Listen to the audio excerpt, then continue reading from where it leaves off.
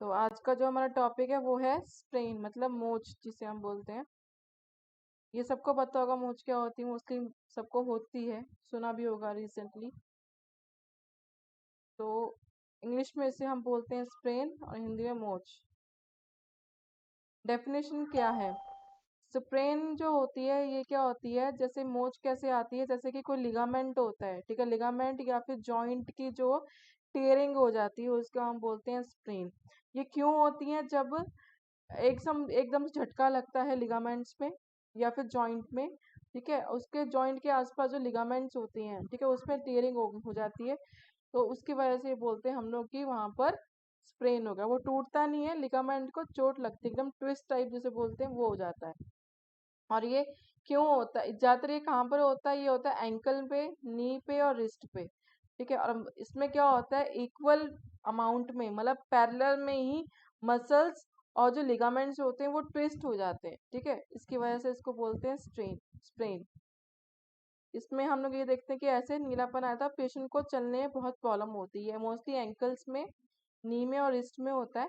तो इसमें क्या होता है, पेशेंट को चलने में बहुत प्रॉब्लम्स आती हैं, ऐसा ऐसे लगड़ा के चलता है मुंह जब आती है, ठीक है, ब्लूइश कलर का होता है। तो ये है, जैसे मैं नी की बता रही हूँ, ठीक है। तो ये होते हैं लिगामेंट्स जो जॉइंट्स के साथ होते हैं, ठीक है, ये एक, ठीक है। तो यहाँ पर क्या है, बहुत ज्यादा ये जो होती है ट्विस्ट हो जाती है, हम मैं आगे आपको बताऊंगी। साइन एंड सिम्टम्स कैसे क्या होते हैं? पेशेंट को बहुत दर्द होता है, जब आपको पता होगा कि जब एकदम से मोच आती है तो क्या होता है, पेशेंट को बहुत दर्द होता है, उनके जो लिगामेंट्स होते हैं जॉइंट्स के वो क्या होता है, ट्विस्ट हो जाते हैं, सूजन आ जाती है वहां पर, चोट लग जाती है, ठीक है, या फिर नीला रंग का हो जाता है जैसे मैं आपको भी बताया। और हम लोग अच्छे से चल नहीं पाते हैं, जो लिगामेंट्स होते हैं वो कहीं ना कहीं सपोर्ट करते हैं जॉइंट्स को। अगर लिगामेंट में ही चोट लगी तो वो क्या है, स्टेबिलिटी जो होती है जॉइंट्स की वो नहीं रह पाती है।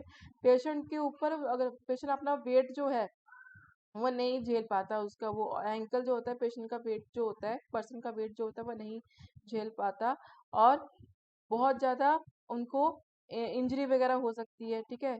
और फंक्शन जो होता है एंकल का वो प्रॉपर नहीं कर पाता, लंगड़ा लंगड़ा के चलने लग जाता है पेशेंट्स, ठीक है। और उसके बाद में क्रैकिंग और पॉपिंग साउंड भी कई बार आती है, ज़्यादा जोर से लगती है तो इसे, ये है इनके cause, sign and symptoms. Next है कॉज। कॉज क्या होती है, जब कोई भी चीज़ बहुत फोर्सफुली, ठीक है, बहुत जोर से क्या है लगती है पैर में या किसी घुटने में, और वहाँ के जो मसल्स होते हैं या फिर लिगामेंट्स जो होते हैं वो एकदम ट्विस्ट कर जाते हैं, ठीक है। जब इक्वल अमाउंट में प्रेशर पड़ता है मसल्स में और लिगामेंट्स में तो वहां पर क्या एकदम ट्विस्ट आ जाता है, ठीक है। रिस्क फैक्टर्स कौन कौन किन किन को ज्यादा हो सकता है? जिनको क्या है, जो पेशेंट बहुत थका हो, कि थका हो तो हमारे मूवमेंट्स क्या होते हैं, वो मसल्स के मूवमेंट प्रॉपर नहीं हो पाते, थोड़ा ढीला से चलता है, तो एकदम से कोई चीज आ गई सामने तो वो एकदम से संभल नहीं पाता है। अगर आप एक्टिवली चल रहे हो तो आपको पता होता है कोई चीज है, पत्थर वगैरह, तो मुझे संभल के चलना है। तो थकान की वजह से, ठीक है, या ओवर यूज का मतलब होता है अति प्रयोग, या बहुत रिसेंटली बहुत तेज से चल चल रहे हो उसकी वजह से। और उसके बाद में जो स्पोर्ट में लोग होते हैं उनको ज़्यादा चांसेस होती हैं लगने की, जैसे फुटबॉल वगैरह में, ठीक है, उस चीज़ में, हॉकी वगैरह में, तो वो उसमें ज़्यादा चांसेस होते हैं स्प्रेन आने में। और इन्वायरमेंटल फैक्टर्स, कई बार क्या होता है ऊंचा नीचा जगह होती है उसमें हो सकती है। और पूरा कंडीशनिंग और इक्विपमेंट्स, मतलब क्या कोई ऐसी चीज़ जो आप यूज़ कर रहे हो, जैसे एकदम से जैसे किक मारी व्हीकल को तो एकदम से झटका लगा पैर में, ठीक है, एकदम ट्विस्ट हो गए मसल्स, तो इसकी वजह से वो लिगामेंट पे एकदम से प्रेशर पड़, या फिर आप बचपन से ही जो लिगामेंट्स है वो बहुत वीक है, ठीक है, उसकी वजह से भी हो सकती है। डायग्नोसिस, हम पहले फिजिकल एग्जामिनेशन करेंगे पेशेंट की, कहाँ पर क्या है, इंजरी हुई है, कौन सा पार्ट अफेक्ट हुआ है, एंकल पे हुई है, कहाँ पर हुई है, क्या उसकी कंडीशन है, स्वेलिंग है तो कितनी है, पेन है तो कितनी है, ठीक है।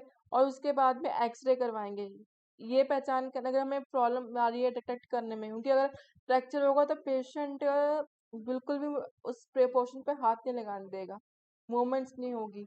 तो स्वेलिंग इसमें भी आती है, स्प्रेन में भी, और एक्सरे में, फ्रैक्चर में भी स्वेलिंग आती है, तो उसको डिफ्रेंशिएट करने के लिए हम लोग एक्सरे वगैरह करवाएंगे। ठीक है। अगर उसके बाद में एमआरआई करवा सकता है अगर पेशेंट की जो स्वेयर इंजरी होगी एकदम से ट्विस्ट हो गया है, पूरा लेग ही ट्विस्ट हो गया है, या फिर फुट जो है ट्विस्ट हो गया, स्वेलिंग बहुत ज्यादा है, तो लास्ट में हम लोग एमआरआई करवा सकते हैं सॉफ्ट टिश्यू या लिगामेंट्स को डिटेक्ट करने के लिए, कितने लिगामेंट्स टियर हुए हैं, कितना इफेक्ट हुआ है। क्लासिफिकेशन में हम लोग तीन तीन में लेते हैं, माइल्ड, मॉडरेट और सिवियर, मतलब हल्का, गंभीर और माध्यम। माइल्ड में क्या होता है, इनमें हल्का सा स्ट्रेच होता है, स्ट्रक्चर डैमेज में लिगामेंट्स में हल्का सा स्ट्रेचिंग आती है, और थोड़ा स्वेलिंग होती है, ब्लू कलर की स्किन हो जाती है, और जो मसल्स की जो मूवमेंट्स होती है वो प्रॉपर जॉइंट की जो मूवमेंट होती है पेशेंट नहीं कर पाता है। मॉडरेट में क्या होता है, ये जो लिगामेंट होते हैं एकदम टूट जाते हैं, पार्शली हाफली टूट जाते हैं, और क्या है, मेरे पेशेंट को स्वेलिंग, टेंडरनेस, मतलब एकदम हार्ड पार्ट हो जाएगा वो, और पे जॉइंट जो है वो अपना प्रॉपरली काम नहीं कर पाएगा, मूवमेंट नहीं कर पाएगा पेशेंट, और जो उस पार्ट पे जहां पर जैसे एंकल पे लगी है, तो वो पूरी बॉडी का वेट नहीं ले पाएगा, इसको हम बोलते हैं मॉडरेट के अंदर, मतलब गंभीर। स्वेयर में क्या होता है कि बिल्कुल लिगामेंट है वो रप्चर हो चुके हैं, और कुछ बोन भी इफेक्ट हो गए हैं, ठीक है, स्प्रेन की वजह से कुछ बोन्स पे भी असर पड़ा है, ठीक है, उसकी वजह से पेशेंट को क्या होगा, बहुत ज्यादा स्वेयर पेन होगी, ठीक है, ब्लू कलर का होगा, स्वेलिंग आ जाएगी, और वेट नहीं ले पाएगा। इसको मैं पिक्चर में बताती हूँ। यहाँ पर क्या है कि ग्रेड 1 में, ठीक है, इसमें क्या है, हल्का सा ट्विस्ट आया बस, ठीक है, मामूली ट्विस्ट आया, इसको हम लोग थोड़ा सा पेशेंट को रेस्ट में रखेंगे तो पेशेंट कहीं ना कहीं रिकवरी कर जाएगा। सेकंड ग्रेड क्या हुआ, इसमें ट्विस्ट आ गया है, बहुत ज्यादा ट्विस्ट, यहाँ पर आप देख सकते हो, ठीक है, और यहाँ पर क्या है, रप्चर हो गए हैं, टेयर हो गया है, यहाँ पर लिगामेंट टेयर नहीं हुआ ग्रेड 1 में, लेकिन ग्रेड 2 में लिगामेंट टेयर हो गया है, ठीक है। और थर्ड पार्ट में क्या है, लिगामेंट टेयर हो गया, साथ में उसने बोन्स को भी इफेक्ट किया है, कहीं ना कहीं थोड़ा सा बोन्स को भी इफेक्ट किया है, और यहाँ पर भी स्वेलिंग ज्यादा हो चुकी है, ठीक है। तो ये है, तीन पार्ट में हमने डिवाइड किया है इसको। जॉइंट्स इन्वायरमेंट्स, मतलब कौन कौन से जॉइंट है जिसपे ये होने के चांसेस होते हैं, जैसे एंकल, ठीक है, अगर इन एंकल जो है अंदर की तरफ टर्न होता है उसको बोलते हैं इन्वर्जन एंकल स्प्रेन, अगर बाहर की तरफ टर्न होता है, मतलब एकदम रोटेट हो जाता है बाहर की तरफ, तो उसका हम बोलते हैं एवर्जन एंकल स्प्रेन। और कहाँ पर होता है, टो पे, पैर की उंगलियों पे, घुटने पे, उंगलियों की कलाई पे, मतलब रिस्ट वगैरह में, ठीक है, फिंगर्स पे हो सकता है, कलाई पे हो सकता है, स्पाइन, रीढ़ की हड्डी में कहाँ कहाँ हो सकता है, गर्दन में हो सकता है, और बैक में हो सकता है, जैसे कोई भी चीज, भारी चीज उठाने लगे तो एकदम से ट्विस्ट मारा, किसी ने आवाज दी, एकदम से ट्विस्ट मारा तो एकदम झटका लग गया, तो उसकी वजह से भी स्प्रेन हो सकता है।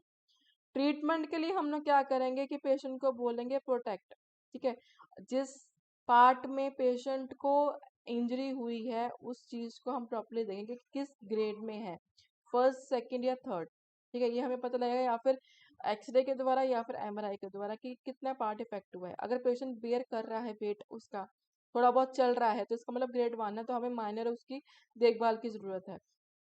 और पेशेंट को ये ध्यान में रखना है कि और इंजरी ना हो, ठीक है, ये नहीं कि वो पेशेंट चलना स्टार्ट कर दे या फिर एकदम से क्या है, और इंजरी हो गई, एक बार और ठुक गया, इससे नहीं होना चाहिए।